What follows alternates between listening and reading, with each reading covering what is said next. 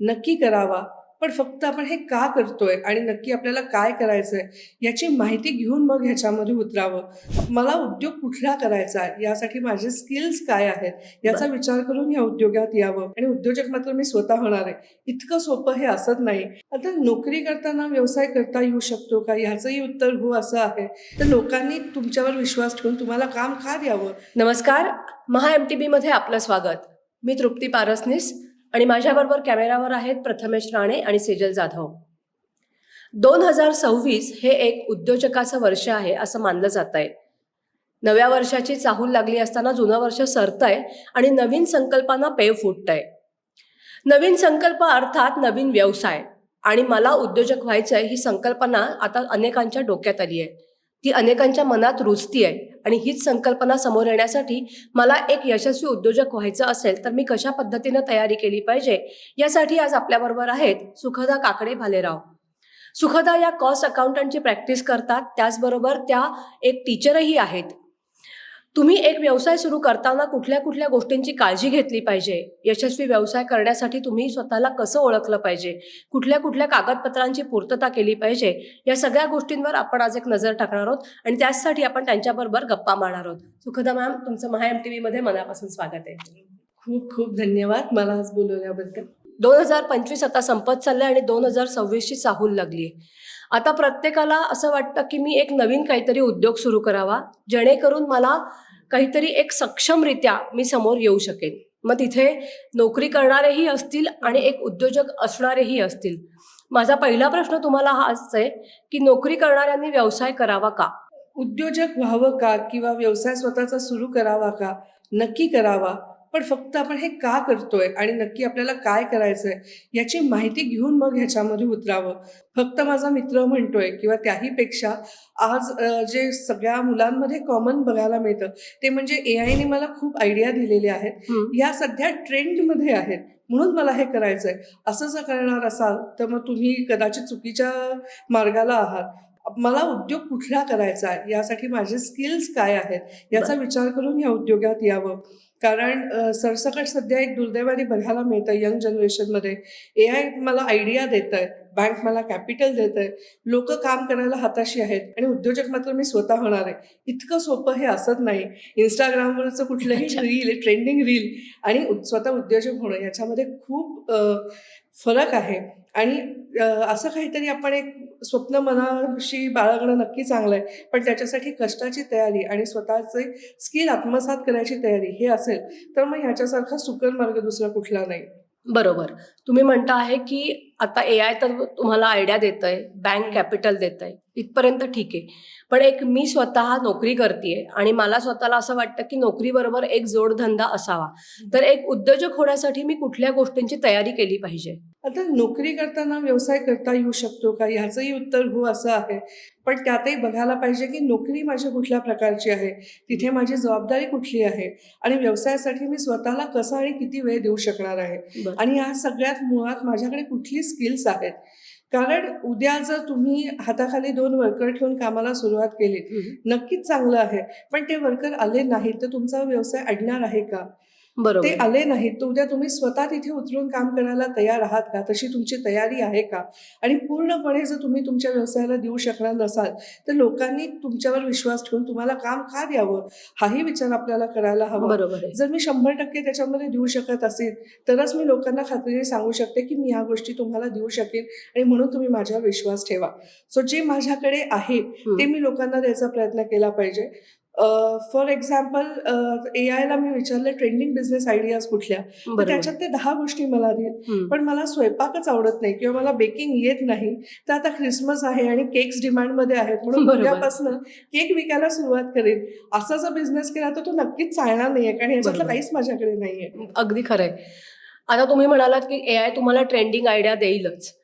आता परत त्याच्यातला एक मगाशी जो तुम्ही उच्चार केला होता की बँक कॅपिटल देईल.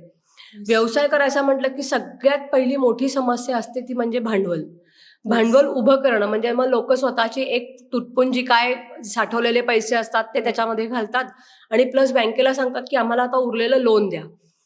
एक व्यवसाय सुरू करण्यासाठी बँकेकडनं कुठल्या गोष्टींची अपेक्षा असते, त्याच्यासाठी कुठली कागदपत्र लागतात आणि स्वतः तुम्ही व्यावसायिक म्हणून तुम्ही फायनान्शियली काय तयारी केली पाहिजे? आता ह्याच्यामध्ये तुम्ही बँकेकडे जेव्हा कर्ज मागायला जाता, तेव्हा बँकेच्या पॉइंट ऑफ व्ह्यूनी एकदा तुम्हीच विचार करून बघा, की तुम्ही ज्या उद्योगासाठी पैसे बँकेकडे मागताय, त्या उद्योगाचं पुढच्या 3 वर्षाचं किंवा 5 वर्षाचं तुमचं प्लॅनिंग काय आहे? बरं. ते जर तुम्हाला कन्व्हिन्सिंग वाटत असेल, तर ते तुम्ही बँकेला कन्व्हिन्सिंगली दाखवू शकाल, ते कागदावर मांडू शकाल आणि हं. ते जर तसं दिसलं, तर कुठलीही बँक तुम्हाला हसत-हसत मदत करेल. स्टेट गव्हर्नमेंट आणि सेंट्रल गव्हर्नमेंटच्या वेगवेगळ्या स्कीम्ससुद्धा ह्याच्यामध्ये आहेत आणि बरं. तुम्ही जर वुमन एंटरप्रेनर असाल, अर्थात ओके. महिला उद्योजिका असाल, तर त्याच्यासाठी कमी इंटरेस्टवर किंवा काही केसेसमध्ये ते इंटरेस्ट फ्री लोनसुद्धा अवेलेबल अच्छा. आहेत. तर त्याचा आपण नक्कीच फायदा करून घेतला पाहिजे.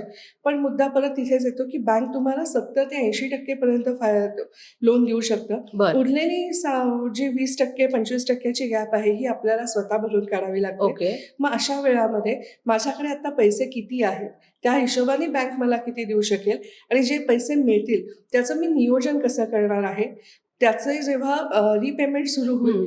तर त्याची तजवीज मी आजच कशी करून ठेवणार आहे, हे ह्या सगळ्याचा अभ्यास करून मग उद्योग करण्यामध्ये उतरणं नक्कीच चांगलं. बरोबर आहे. एक उद्योग सुरू केल्यानंतर त्याचं भांडवल, त्याचा नफा, त्याचा तोटा याचं गणित कसं जुळवायचं? याचं गणित खरं म्हणलं तर खूप सोपं आहे. एक कुठल्याही वस्तूची किंवा उत्पादनाची, गुड्स किंवा सर्व्हिसेसची खरेदी किंवा विक्री किंमत ही कशी ठरवायची याचे काही नियम आहेत किंवा बरं. ठोकताळे आहेत. त्याच्यातला सगळ्यात सोपा उपाय किंवा सगळ्यात सोपा मार्ग म्हणजे दुसरे माणूस ते किती रुपयाला विकतोय. मगाचंच एक्झाम्पल घ्यायचं, मला केक विकायचा आहे. बरं. तर बाजारात केकची किंमत काय आहे ह्याचा मुळात अंदाज घेणं. दुसरी गोष्ट, जर उद्योग वस्तू असेल, तर मला त्याचं उत्पादन शुल्य किती आहे, मला ती वस्तू बनवण्यासाठी किती खर्च येतो, त्याच्यावर मग मी ॲडव्हर्टाइजमेंटसाठीचा खर्च लोड केला, बरं. माझा प्रॉफिट लोड केला आणि ते मार्केटमध्ये विकलं. बरं. पण सर्व्हिसचा जेव्हा आपण विचार करतोय, तेव्हा हे गणित थोडंसं बदलतं. कारण सर्व्हिसमध्ये तुम्ही लोकांना त्यांचे प्रश्न सोडवण्यासाठी मदत करत असता, तुम्ही त्यांना सोल्युशन देत असता. बरं. मग ह्याच्यामध्ये तुमच्या लोकांना तो प्रश्न किती महत्त्वाचा आहे आणि त्याच्यामुळे तुम्ही दिलेलं सोल्युशन किती महत्त्वाचं आहे, त्याच्याप्रमाणे तुमच्या सर्व्हिसची व्हॅल्यू ठरते. म्हणजे तुम्ही त्यांचा प्रश्न जितक्या सोप्यात सोपा करणार आहात, त्यांची अडचण जितक्या कमी वेळामध्ये सोडवणार असाल, तितकं तुमच्या सर्व्हिसचं मूल्य हे जास्तीत जास्त वाढू शकतं. बरोबर. तुम्ही आता म्हणालात, की सर्व्हिसचं मूल्य वाढलं पाहिजे. आता एक सर्व्हिस जेव्हा सुरू होते किंवा एक जेव्हा उद्योग सुरू होतो, तेव्हा तो उद्योग फसतो. ह्याच्या मागे बेसिक कारण असं धरलं जातं, की तिथे त्या उद्योजकांनी लक्षच दिलं नाही किंवा त्या व्यावसायिकांनी त्याच्यामध्ये मन लावून कामच केलं नाही. तर हे जे आधी उद्योग सुरू करण्याबरोबर किंवा ते सुरू केल्यानंतर ते फसतात, ह्याची काही बेसिक कारणं काय आहेत आणि ह्याच्यावरती सोल्युशन काय आहेत? एक महत्त्वाचं कारण म्हणजे आपल्याला काय येतं, मार्केटमध्ये काय एक्सपेक्टेड आहे आणि आपण काय देतोय, ह्याच्यामध्ये काही सुसूत्रता आहे का, हे न बघणं. हे जर नसेल तर मग फसण्याची ही सुरुवात असते. बरं. दुसरी गोष्ट, ह्याचा समजा तुम्ही अभ्यास केलेला आहे, पण मार्केट हे प्रेडिक्टेबल नाही आहे. खूप गोष्टी अशा आहेत ज्या आपल्या कंट्रोलच्या बाहेर आहेत. उदाहरण द्यायचं झालं तर 2019मध्ये ज्या लोकांनी व्यवसाय सुरू केले, 2019 संपता कोविड आला आणि पुढचे 3 वर्ष जवळपास कोणीच कोविडमध्ये काही करू गेले. शकलं नाही. तर असे जेव्हा गोष्टी येतात, तेव्हा मग आपल्याकडे प्लॅन बी दुसरा काही आहे का? सर्व्हिस, मगाशी आपण बोललो सर्व्हिस करता करता आपण उद्योजक होणार असू, तर ठीक आहे, तुमच्याकडे सर्व्हिस हे तुमचं एक इन्कम सोर्स आहे. पण बरोबर. असं जर नसेल, तर मला व्यवसायामध्ये काही अडचण आली तर मी याच्यातनं काय मार्ग काढू शकणार आहे, हा प्लॅन बी सुद्धा आपल्याकडे रेडी पाहिजे. पण त्याचबरोबर अनेकदा असं होतं की एखादे प्लॅनिंग खूप चांगलं केलेलं असतं, पण काही गोष्टींवर आपला कंट्रोल नसतो, त्याच्यामुळे गणितं चुकतात. अशा वेळेला ज्या वेळेला लक्षात येईल त्यावेळेला थोडंसं थांबून आत्मपरीक्षण करून मग परत नव्याने पुढे बरोबर. जाणं हे जास्त श्रेयस्कर असतं आणि हे होऊही शकतं. प्रत्येकालाच पहिल्यांदा यश मिळत नाही. आपण अगेन खूप छान छान सक्सेस स्टोरीज बघतो आणि बघतो. आपल्याला वाटतं अरे हे खूप सोपं आहे, पण त्याच्यामागची धडपड, त्यामागे केलेले त्यांनी कष्ट हे आपल्याला माहिती माहिती नसतं. पाहिजे. तर हे वाचन वाढवलं पाहिजे, रिसर्च वाढवला पाहिजे. त्या क्षेत्रातले जे ज्ञानी लोक आहेत, ज्यांनी काही केलेलं आहे, त्यांचा सल्ला घ्यायला कुठेही कमीपणा वाटून नाही घेतला पाहिजे आणि बरोबर. यातूनच पुढचा मार्ग दिसत जातो. तुम्ही म्हणालात, की रिसर्च केला पाहिजे आणि तुम्ही मोठ्यांचे सल्ले घेतले पाहिजेत. पण आजकालची जेनझी जी पिढी आहे ही सगळी स्वकर्तृत्वावरतीच स्वतःवरच्या म्हणजे मैं मेरे दम पे कुछ करूंगा असं म्हणणारी पिढी आहे, जी कधीच आई वडिलांचं फारसं ऐकत नाही. त्याचा परिणाम त्यांना नंतर भोगावा लागतो. तर त्यांनी उत्तमरित्या म्हणजे नॉट ओन्ली जेनझीच असं मी म्हणत नाहीये, मी कुठला व्यवसाय निवडावा आणि मी कुठल्या व्यवसायाची सुरुवात करावी हे मी स्वतः कसं ठरवावं? खूप छान प्रश्न आहे, कारण मी सुद्धा जेनझीज बरोबर रोज काम करते. तर ह्याच्यामध्ये तुमचं जे म्हणणं आहे पार्शली ॲग्री, की जेनझींना स्वतःचा एक विचार आहे. पण जर तुम्ही त्यांना नीट समजावून सांगितलंत आणि नीट समजून घेतलंत, तर त्यांची ऐकायची तयारी असते आणि आपल्यालाही त्यांच्याकडनं खूप शिकण्यासारखं आहे. बरोबर. टेक्नॉलॉजी हे ते जन्मापासून बघत आले. आपल्याला ते कदाचित अडॉप्ट करायला वेळ लागला, पण त्यांना ते खूप सहज अवेलेबल होतं. अगदी. त्याच्यामध्ये त्यांची मास्टरी आहे. सो आपल्याला जेव्हा काही अडत होतं, तेव्हा आपण घरातल्या मोठ्यांचा सल्ला घेत होतो. आता त्यांच्याकडची जागा आपल्या घरातल्या आईच्या ऐवजी त्यांच्या हातातल्या एआयने घेतलेली आहे. अगदी खरंय. हा फरक असणार आहे. तर हा आपण गृहीत धरूनच पुढे जायला पाहिजे. बरोबर. एआयची त्यांनी माहिती घ्यावी, त्याच्यामध्ये चूक काहीच नाही. रादर आता तुम्ही एआय वापरत नसाल तर तुम्ही मागेच पडणार आहात. AI is not future, AI is our present. तर बरोबर. त्याचा उपयोग करूनच घेतला पाहिजे. पण मार्केट रिसर्च असं जेव्हा आपण म्हणतो, तेव्हा तो एआयने केलेला रिसर्च अपेक्षित नसतो. AI is artificial intelligence. Human intelligence is far more superior and better than actually artificial intelligence. So human इंटेलिजन्सला महत्त्व दिलंच पाहिजे. आणि तारतम्य हा जो मराठीतला आपला शब्द शब्द आहे. आहे, बरोबर. तर त्याचा कुठेतरी विचार केला पाहिजे, की एआय मला सांगते की या गोष्टी केल्या पाहिजेत. त्यातल्या मी किती करू शकतो? त्याला माझी एक ह्युमन म्हणून, एक मनुष्य म्हणून काय लिमिटेशन आहे? बरोबर. किंवा माझ्या घरची परिस्थिती काय आहे? मला पाठबळ किती आहे? आर्थिक पाठबळ किती आहे? माझ्याबरोबर काम करायला माणसं किती आहेत? या सगळ्याचा विचार करून त्याच्यावर कृती करणं आवश्यक आहे. बरोबर. तुम्ही म्हणताय की त्याच्यावरती कृती करणं आवश्यक आहे. जेव्हा असं म्हटलं जातं, त्यावेळेला एआय हा तर आता तुमचं बॅकबोन झालेलं आहे. मी कुठला व्यवसाय करावा किंवा माझ्यासाठी कुठला व्यवसाय सर्वोत्तम आहे, हे कशा पद्धतीनं ठरवलं जातं? कारण जेव्हा मी आज एक पत्रकार म्हणून आहे, पण मला जर दुसरा व्यवसाय करायचा आहे, तर माझ्यातले स्किल्स मी कशा पद्धतीनं त्याचा सर्वांगीण विचार केला पाहिजे, की एखादी गोष्ट मार्केटमध्ये पोहोचवण्यापर्यंत फ्रॉम स्टार्ट टू एंड मी कशा पद्धतीनं त्याची तयारी केली पाहिजे, की जर एक व्यवसाय पूर्णपणे शून्यातून उभा करायचा आहे थेट 100 पर्यंत, तेव्हा मी कसा विचार करावा? नक्कीच. सो याच्यामध्ये आपल्याला आपण हे खूप आपण बघतो, की एखादी बाई जर खूप छान स्वयंपाक करत असेल, तर तिला पटकन सल्ला दिला जातो, "अगं, तू स्वतःचं हॉटेल सुरू कर" किंवा "तू बरोबर आहे. केटरिंगचा व्यवसाय का नाही सुरू करत?" हे सल्ला देण्याइतकं प्रत्यक्षात आणणं सोपं नसतं. आणि ज्या व्यक्तीला छान स्वयंपाक येतो, त्यांना हा व्यवसाय म्हणून तितकाच जमेल, हेही शक्य असेल असं अगदी नाही. खरंय. मग अशा वेळेला मला स्वयंपाक चांगला येतो, तर मी स्वयंपाक करेन आणि बाकीचं व्यवसाय नियोजन करण्यासाठी मी एखाद्या पार्टनरची मदत घेईन, असंही करता येईल. किंवा एखादा चांगला एस्टॅब्लिश बिझनेस आहे, त्याची फ्रँचायझी घेऊन मी त्याच्यामध्ये काम करेन, असं आपण याच्यामध्ये करू शकतो. किंवा नाही, मला माझंच नाव करायचं आहे, माझ्याकडे थोडं कॅपिटल आहे, त्यातून सुरुवात करायची, तर छोट्या लेव्हलला आपल्याला या गोष्टी करून बघता येऊ ओके. शकतात आणि त्यातून पुढे जाता येईल. कारण ह्या कुठल्याही गोष्टीला एक ठराविक साचेबंद उत्तर नाही. माझे अच्छा. स्किल्स काय आहेत? माझी कॅपॅसिटी काय आहे? आणि सगळ्यात महत्त्वाचे माझं रिस्क ॲपेटाईट काय आहे? माझी कुठलीही नवीन ॲडव्हेंचर करायची शक्ती किती आहे? इच्छा किती आहे? याच्यावर या गोष्टी अवलंबून आहेत. त्यात तुम्ही आत्ताच नुकताच एक शब्द वापरला फ्रँचायझी. सध्या ह्याचं पेव सगळीकडे दिसतं, की मी ह्याची फ्रँचायझी घेतीये, मी इकडे जाऊन त्याचं काम करतीये. तर फ्रँचायझी घेणं हे या उद्योगातलं आता एक सबळ पाऊल झालेलं आहे, की मी डायरेक्ट व्यवसाय न करता मी फ्रँचायझी घेतली आणि मी त्याचा व्यवसाय करते. तर फ्रँचायझी घेऊन व्यवसाय करणं हे कितपत योग्य आणि ते कितपत फ्रुटफुल ठरतं आणि ते योग्य आहे का? ह्याच्यामध्ये ह्या गोष्टीला खूप वेगवेगळे अँगल आहेत आणि परत मी तिथेच येईन की स्किल सेट हा 2026चा बॅकबोन असणार आहे. कम्युनिकेशन आणि स्किल सेट. सो तुमच्याकडे ह्या 2 गोष्टी असतील तर तुम्ही फ्रँचायझी किंवा कुठलाही उद्योग करू शकता. फ्रँचायझीमध्ये तुम्हाला पॉझिटिव्ह किंवा प्रोज आपण म्हणू तर असे असतात, की एक ब्रँड जो ऑलरेडी डेव्हलप आहे, बरोबर. तो तुमच्याकडे असतो. एक स्ट्रॅटेजी असते, कॅपिटल मोठ्या प्रमाणामध्ये असतं. सो तुमची रिस्क ही बऱ्याच प्रमाणात कमी झालेली असते. ओके. पण याचे कॉन्स असे आहेत, की तुम्हाला इथे डिसिजन मेकिंगला लिमिटेशन असतात. ओके. तुम्हाला स्वतःच्या आयडिया इम्प्लिमेंटेशनला लिमिटेशन असतात. सो सुरुवात म्हणून फ्रँचायझी बरोबर काम करायला अजिबातच हरकत नाही. रादर हा त्यातल्या त्यात सेफ बेट गेम आहे असं आपण म्हणू शकतो. कारण ह्याच्यामध्ये फ्रँचायझीमध्ये काम करणं हे आपल्याबरोबर कोणीतरी एक साथीदार घेऊन पुढे जाण्यासारखं आहे आणि वाटचाल नवीन असेल तर असं साथीदार असणं केव्हाही चांगलंच. आपण आता फ्रँचायझीपर्यंत बोललो. फ्रँचायझी झालं, त्याच्यानंतर कॅपिटल झालं.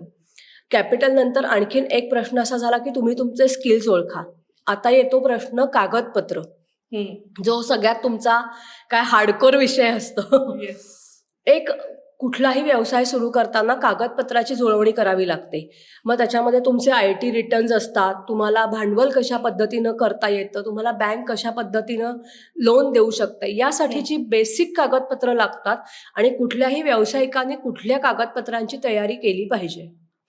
त्याच्याही आधी मी एक थोडंसं सांगेन, की आपल्याला प्रत्येकाला व्यवसाय करायचा म्हणजे माझी स्वतःची कंपनी काढायची असं एक डोक्यात असतं. बरोबर. तर मुळात व्यवसाय सुरू करायचा म्हणजे कंपनी सुरू करायचं असं होत नाही.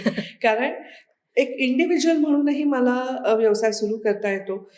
त्याच्यानंतर पार्टनरशिप हा एक चांगला पर्याय आहे किंवा हिंदू अनडिवायडेड फॅमिली HUF आपण ज्याला म्हणतो, त्याच्यामध्येही खूप साऱ्या संधी आहेत आणि टॅक्स सेव्हिंगसाठी सुद्धा या गोष्टींचा उपयोग केला जाऊ शकतो चांगल्या रीतीने. ओके. त्यामुळे आपल्याला काय करायचंय हं. हे आपलं पुढचं 5 किंवा 10 वर्षाचं नियोजन काय असणार आहे, काय आपला विचार आहे, हे बघून आपण याच्यामध्ये उडी घ्यावी किंवा त्या यांनी आपण सुरुवात करावी. ओके. कारण आजकाल माझ्याकडे जी लोकं येतात स्टार्टअप कन्सल्टन्सीसाठी त्यांचं म्हणणं असंच असतं, की नाही आम्हाला कंपनीच करायची आहे आणि पुढच्या 2-5 वर्षात मला IPO काढायचा आहे. तर अगदी. ह्या खूप चांगली स्वप्न आहेत. पण त्याच्यासाठी तुम्हाला आज जी कॅपिटल रिक्वायरमेंट आहे, तर ते पैसे त्या स्टॅच्युटरी कम्प्लायन्समध्ये घालण्यापेक्षा जर तुम्ही तुमच्या बिझनेसमध्ये घातले आणि एक स्टेप चढत वर गेला, तर हे फायद्याचं होणार आहे. तुम्हाला हे रिस्क किती आहे याचा अंदाज यायला मदत होणार आहे. ओके. एकदम मोठा प्रॉफिट घेण्यापेक्षा छोटे-छोटे प्रॉफिट गोळा करत वर जाणं कधीही चांगलं. आणि त्यामुळे परत आपल्या प्रश्नाकडे यायचं, तर हे कागदपत्र सुरुवात करायची जर तुम्हाला प्रोप्रायटर म्हणून सुरुवात करायची असेल स्वतःच्या नावाने, तर तुम्हाला स्वतःचं पॅन कार्ड असणं आवश्यक आहे. याच्यात एक महत्त्वाचा मुद्दा तुम्ही जर सॅलरीड असताना हा विचार करत असाल, तर बरं. तुमच्या एम्प्लॉयरची परमिशन घेणंही तुम्हाला गरजेचं आहे.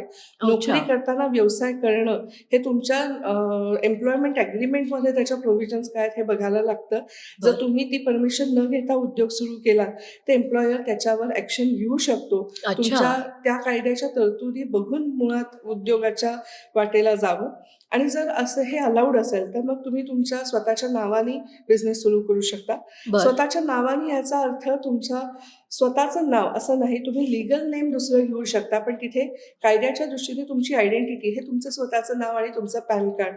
पॅन कार्डच्या बरोबरीने येतं तुमचं आधार कार्ड. त्याच्यानंतर तुमच्या उद्योगासाठी तुमचं जे प्रिमायसेस तुम्ही रजिस्टर करणार त्याच्यासाठीचं शॉप ॲक्ट, ह्या बेसिक रिक्वायरमेंट आहेत ओके. कुठल्याही. आणि त्याच्यानंतर मग आता तुम्ही कुठल्या व्यवसायात आहात, जसं फूडमध्ये तुम्ही असाल तर फसायचं रजिस्ट्रेशन तिथे लागतं. बरं. मॅन्युफॅक्चरिंग युनिट तुमचं असेल तर त्याच्यासाठी काही वेगळी लायसन्सेस आहेत, तर त्याची पूर्तता करणं आवश्यक आहे. आणि ओके. त्या पद्धतीने ती सगळी लायसन्सेस घेऊन त्यांचं रिन्युअल कधी आहे हे ते लायसन्स बरं. काढतानाच बघून आपल्याला ही कागदपत्र घेऊन बँकेकडे जायचं आहे. हा झाला पहिला भाग. ह्याच्याबरोबरच बँक तुम्हाला विचारेल की पैसे देत असताना तुमचा पुढचा 2 ते 3 वर्षाचा प्लॅन काय? ह्या वेळेला मग तुमचं मॅन्युफॅक्चरिंग युनिट असेल किंवा तुम्ही अगदी फूडमध्ये काही करणार असाल, केटरिंगचा बरं. व्यवसाय करणार असाल, तर तुम्हाला ऑर्डर्स कुठनं मिळणार आहेत, त्याचं स्वरूप किती असणार आहे, त्याच्यात रिपिटेशन किती असणार आहे, याचा अंदाज घेऊन तुमचा इन्कमचा सोर्स काय, त्याच्यासाठी तुम्ही लागणारं रॉ मटेरियल कुठनं आणणार आहात, तुमचे एक्सपेन्सेस आणि इन्कम ह्यांचा रेशो कसा असणार आहे, ओके. याचा ताळेबंद, एक प्रॉफिट अँड लॉस अकाउंट आपल्याला मांडावं लागतं पुढच्या 3 वर्षाचं, बरं. जे आपल्याला एक्सपेक्टेड आहे. ओके. आणि त्याच्या बेसिसवर बँक आपल्याला कर्ज देते. आणि हे मला खूप इथे अधोरेखित करावं असं वाटतं, की आपल्याला बँकेकडे जायचं नसेल, आपल्याकडे पैसा आहे, खूप छान. पण याच्यामध्ये तुमची रिस्क जास्त वाढते. अच्छा. कारण अपॉर्च्युनिटी गेन आणि अपॉर्च्युनिटी कॉस्ट ह्याचा आपण जर विचार केला, तर ह्या पैशाचा मी बँकेमध्ये आज ठेवले असते व्यवसायात गुंतवण्याच्या ऐवजी, तर बँकेने मला FD वरचा इंटरेस्ट काय दिला असता? मी बरोबर. शेअर मार्केटमध्ये गुंतवले असते तर मला परतावा किती मिळाला असता, किंवा मी सोनं घेतलं असतं तर मला परतावा काय मिळाला असता, याचा विचार करून किमान तेवढे पैसे आज माझ्या या बिझनेसनी मला दिले पाहिजे, हे टार्गेट ठेवून याच्यामध्ये ओके. उतरलं पाहिजे. माझे पैसे आहेत म्हणजे मी कुणाला अन्सरेबल नाही आणि उद्या लॉस झाला तरी मला कोण विचारणार, अशा याने जर आपण याच्यात उतरलो तर मग उद्योग करायला काही अर्थ राहत नाही. उद्योग आपण करतोय हा अर्थार्जनासाठीच आहे. याच्यातनं तुम्ही समाजासाठी काही करत असाल तर हे खूप चांगलीच गोष्ट आहे. पण बरोबर. याच्यामधनं end of the day income आणि एक्सपेंडिचर याचा ताळेबंद आपण कसा मांडतोय पाहिलं हे पाहिजे. महत्वाचं. बरोबर. ह्याच्यामध्ये उद्योग म्हटलं की फूड हे एक वेगळं आलं आणि इतर व्यवसाय ही दुसरी गोष्ट आली. फूड व्यवसाय करणं हे सध्या प्रत्येकाचं काय स्किल झालंय किंवा प्रत्येकाच्या आवडीची गोष्ट झाली. पण फूड व्यवसायासाठी हीच कागदपत्र लागतात की फूड व्यवसायासाठी आणि इतर व्यवसाय ह्याच्यामध्ये फरक आहे? नाही, प्रत्येक व्यवसायाची स्वतःची अशी काही बरं. ठरलेली लायसन्सेस असतात, की आता प्रत्येक व्यवसायासाठी वेगळी असतात. त्यामुळे त्याचं असं आपल्याला जनरलायझेशन करणं शक्य नाही. पण पॅन कार्ड, आधार कार्ड आणि उद्योग आधार किंवा MSME रजिस्ट्रेशन हं. ह्या कॉमन गोष्टी आहेत, आणि शॉप ॲक्ट लायसन्स ह्या कॉमन गोष्टी साधारण सर्वतः सगळ्याच उद्योगांना लागतात. मग तो मॅन्युफॅक्चरिंगमधला असू दे किंवा सर्व्हिसमधला असू दे. अगदी तुम्ही घरून व्यवसाय करत असाल तरीही तुम्हाला शॉप ॲक्ट काढणं महत्त्वाचं आहे. बरं. अदरवाईज त्याच्यावर काही ॲक्शन घेतली जाऊ ओके. शकते, किंवा हे न केलेलं उत्तम. तुम्ही शॉप ॲक्ट अच्छा. करूनच बिझनेस करावा, बरोबर. असा मी इथे सल्ला देईन. एखादा व्यवसाय सुरू केला की तो व्यवसाय सुरू झाल्यानंतर तो व्यवसाय फसतो हं. आणि मग सगळे तुम्हाला दोष देतात की आज तुम्ही एक उत्तम उद्योजक नाही होऊ शकलात, तुमच्याकडनं एक उत्तम व्यवसाय नाही सुरू होत. तर हा व्यवसाय फसण्याची कारणं काय आणि त्याच्यासाठी कुठली खबरदारी घेतली पाहिजे? व्यवसाय फसण्यासाठी कुठलंही कारण असू शकतं. आपण स्वतः केलेलं दुर्लक्ष पासून एखादी अनकंट्रोलेबल सिच्युएशन मार्केटमध्ये घडणं, आणि लोकं सल्ले देणारी असतात. आपण निंदकाचंही घर असावं शेजारी म्हणतोच. बरोबर. ऐकून घ्यावं, त्याच्यातनं आपल्याला आत्मपरीक्षण करता येतं, खरंच कुठे चुकलंय. काही लोकं फक्त टोमणे मारण्यासाठी असतात, काही खरंच आपल्याला सल्ला देत असतात. मी मगाशी म्हणलं तसं आपल्याला लोकांकडनं खूप सारं शिकता येतं. कोणी जर सांगत असेल की ह्याच्यामुळे तुझं चुकलं, तर ऐकून घ्यावं, विचार करावा. पण प्रत्येक वेळेला समोरच्याने हे सांगितलं म्हणजे माझं चूकच आहे, असाही ग्रह करून घेण्यात अर्थ नाही. बरोबर. मी म्हणलं तसं तारतम्य हा खूप महत्त्वाचा भाग आहे, आणि चुकू शकतो, सगळेच जण चुकतात. तर मग एक पाऊल मागे येण्यामध्ये कुठलाही कमीपणा नाही, बरोबर. आणि परत अ, विचार करून सावधगिरी घेऊन पुन्हा याच्यातली उडी मारावी. कुठल्याही व्यवसायामध्ये पहिली 3 ते 5 वर्ष ही खूप महत्त्वाची असतात. बरं. एका छोट्याशा अपयशाने खचून जाणं हा खरंय. याच्यावरचं खरंच मार्ग नाही. अपयश येणारच आहे, काहीतरी चुकणारच आहे. इथे कुठलाही सेट फॉर्म्युला नाही, आणि त्यामुळे अपयशातनंच आपण शिकत जातो. बरोबर. हळूहळू यश मिळतंच. पण त्याची प्रॅक्टिकल कारणं कुठली असतात? प्रॅक्टिकल कारणं त्याची म्हणजे एक टॅक्सचं नियोजन न करणं. आता GST हा खूप मोठा ॲक्ट आहे.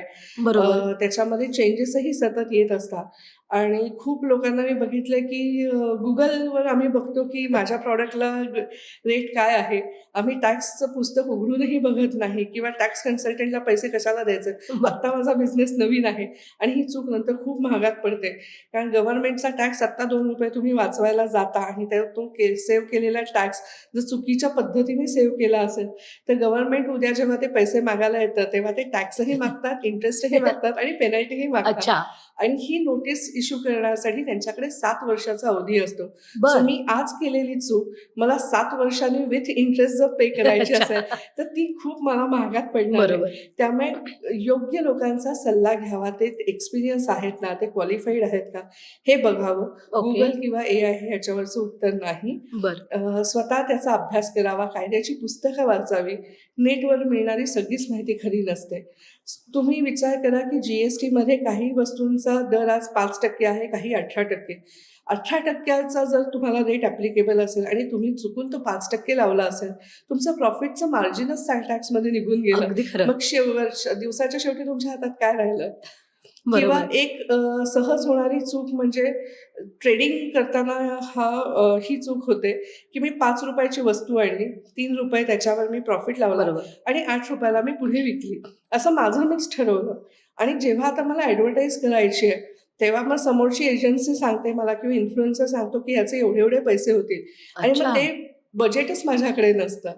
तर बरं. आपल्याला वस्तू प्रोक्युअर केल्यापासनं ही लोकांच्या हातात देईपर्यंत काय-काय खर्च येणार आहेत, याचा विचार करून, प्रोव्हिजन करून मग तुम्हाला त्याची विक्रीची किंमत ठरवायला पाहिजे. बरं. तर तुम्हाला प्रॉपर प्रॉफिट त्याच्यामध्ये मिळू शकतो. सध्या अशा संस्था मार्केटमध्ये आलेल्या आहेत, की ज्या तुम्हाला कुठल्याही प्रकारचा फायनान्स देतात. त्याचबरोबर तुम्हाला एक स्वतःचा उद्योग तुमचा शून्यापासनं 100 पर्यंत उभं करण्यापर्यंतची सगळी मदत करतात. हं. अशा कुठल्या संस्था आहेत का? सरकारमान्य आहेत का आणि प्रायव्हेट आहेत का? की ज्या लोकांना उपयुक्त ठरू शकतात? ह्याच्यामध्ये खूप साऱ्या संस्था आहेत. पण मी एक ह्याच्यामध्ये सल्ला साधेन, की कुठल्या संस्थेकडे तुम्ही जाताय, त्या संस्थेचं ॲक्रिडिटेशन किंवा क्रेडिटेबिलिटी ही आधी बघा. कारण हां. याच्यामध्ये फसवणुकीचाही खूप चान्स असतात.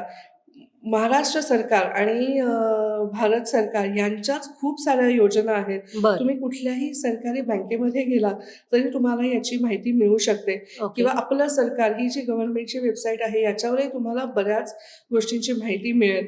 ओके. कुठलीही फसवणूक न होण्यापेक्षा गव्हर्नमेंटकडनं माहिती घेणं हे खूप ओके. चांगलं आणि खूप सरकारी योजना आहेत, याचा आपण आवर्जून फायदा घेतला पाहिजे, ज्या आपल्यापर्यंत दुर्दैवाने पोहोचत नाहीत. बरोबर. तुम्ही बँकेमध्ये IDBI सारख्या बँकेत तुम्ही गेलात, तर तिथे तुम्हाला याची माहिती नक्की मिळू शकते.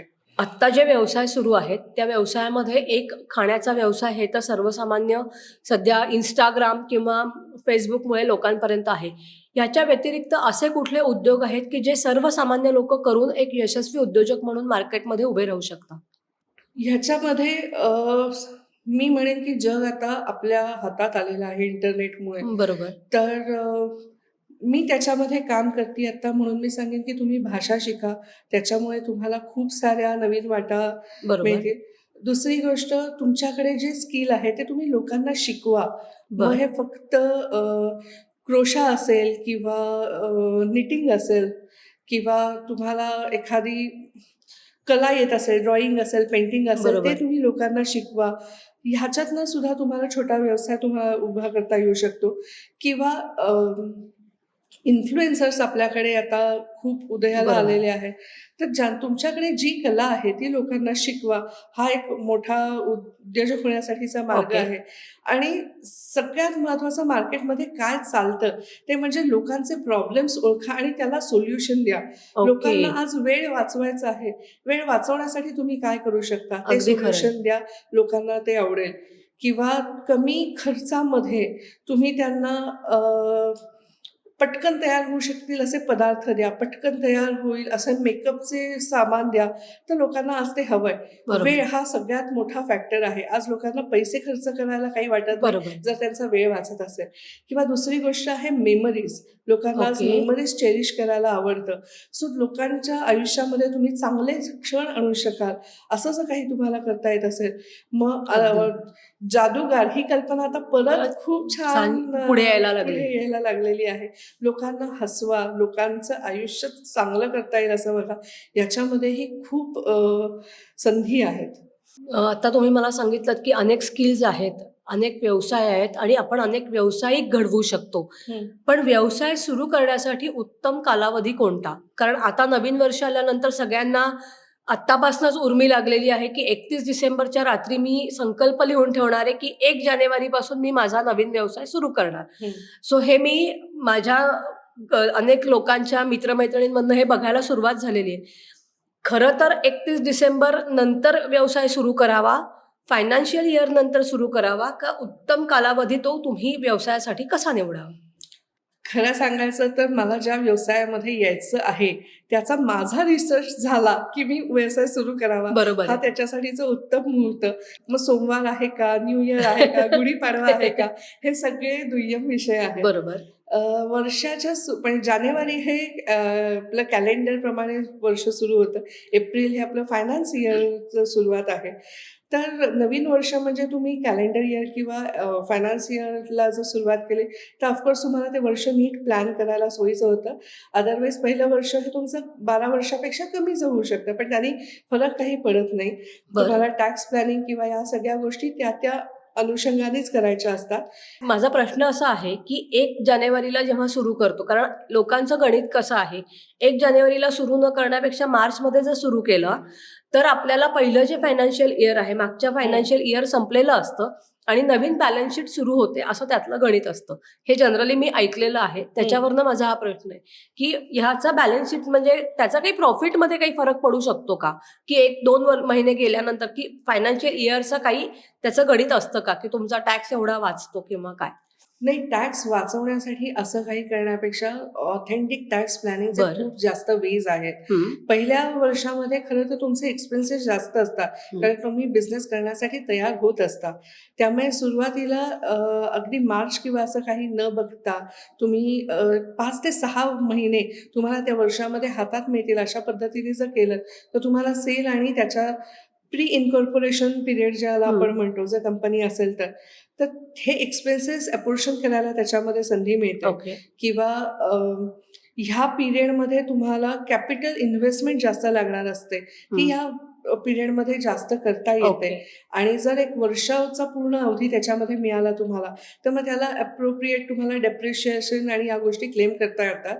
जर तुमच्या हातामध्ये 6 महिन्यापेक्षा कमी वेळ असेल, तर मग इन्कम टॅक्समधले हे बेनिफिट कदाचित तुम्हाला घेता येत नाही. त्यामुळे ओके. तुम्ही कुठला व्यवसाय करताय, तुमच्याकडे कॅपिटल कुठलं आहे, कॅपिटल ॲसेट्स कुठलं आहेत, त्याच्यावर तुम्हाला टॅक्स डिडक्टिबल एक्सपेन्सेस ओके. कुठले कुठले असणार आहेत, याचा विचार करून तुम्ही उद्योगाची तारीख ठरवावी. ओके. एक उत्तम उद्योजकाची वैशिष्ट्य कुठली आणि एक खराब उद्योजकाची वैशिष्ट्य कुठली? उत्तम उद्योजकाची वैशिष्ट्य अशी की जो उद्या माझा लेबर आला नाही तर मी स्वतः काम करू शकतो या आत्मविश्वासाने काम करतो आणि त्याला हे अगदी खरं. स्किल आहे. आणि खरा उद्योजक हा अगेन मी तेच म्हणेन की जो कुठलंही काम करायला लाजत नाही आणि आज माझा माणूस नाहीये उद्या या हे उत्तर जो देत नाही तो खरा उद्योजक. मग तुम्ही अगदी छोटे दुकानदार असा किंवा तुम्ही कुठल्याही मोठ्या कंपनीचे डायरेक्टर असा, तुम्हाला प्रत्येक काम करता आलं पाहिजे. ओके. काम करायची ती तुमची तयारी पाहिजे. तर तुम्ही नक्कीच उद्योजक होऊ शकता. आणि परत मी म्हणलं तसं की तुमच्या आतलं कौशल्य ओळखा. ओके. 2026 हे कौशल्याचं वर्ष आहे. 2026 हे उद्योजकांचं वर्ष आहे आणि 2026 हे खूप देणारं वर्ष आहे. ओके. तुमची फक्त कष्ट करायची तयारी हवी. सुखदा मॅम, तुम्ही आज एक यशस्वी उद्योजक होण्यापर्यंतच्या प्रत्येक पावलावरती आम्हाला नेऊन पोहोचवलेलं आहे की एक शून्यापासून 100पर्यंत पोहोचण्यासाठी तुम्हाला कुठल्या कुठल्या गोष्टींची आवश्यकता आहे. म्हणजे तुम्ही स्वतःचं स्किल ओळखा, तुम्ही त्या स्किलपर्यंत या, तुम्ही स्वतःला मार्केटमध्ये एक सक्षम उद्योजक म्हणून पहा आणि त्या मार्गाने पावलं उचला. तुम्ही आम्हाला टॅक्सपासून सगळ्या गोष्टींपर्यंतची माहिती सांगितली, गव्हर्नमेंट योजनांपर्यंत आम्हाला नेऊन पोहोचवलं आहे. यासाठी तुमचे MHA-MTBT तर्फे मनापासून धन्यवाद. खूप खूप धन्यवाद. 2026 हे उद्योजकांचं वर्ष म्हणून आपण मानतो आहोत. 2026 मध्ये तुम्हाला एक उत्तम व्यावसायिक व्हायचं असेल तर तुम्ही स्वतःमधल्या कलागुणांना ओळखा, तुमचे स्किल्स ओळखा, सरकारी योजनांचा फायदा घ्या आणि त्यातूनच तुम्ही स्वतःला एक यशस्वी उद्योजक म्हणून समोर आणा. हे करण्यासाठी कुठल्या गोष्टींची आवश्यकता आहे या सगळ्या गोष्टींची माहिती तुम्हाला या पॉडकास्टमधनं आम्ही दिली आहे. तुम्हाला हा पॉडकास्ट कसा वाटला हे आम्हाला जरूर कळवा. त्याचबरोबर कोणत्या कोणत्या गोष्टींचे पॉडकास्ट ऐकायला आवडतील हे देखील कळवा. त्यासाठी MHA-MTBला लाईक करा, शेअर करा आणि सबस्क्राईब करा. धन्यवाद.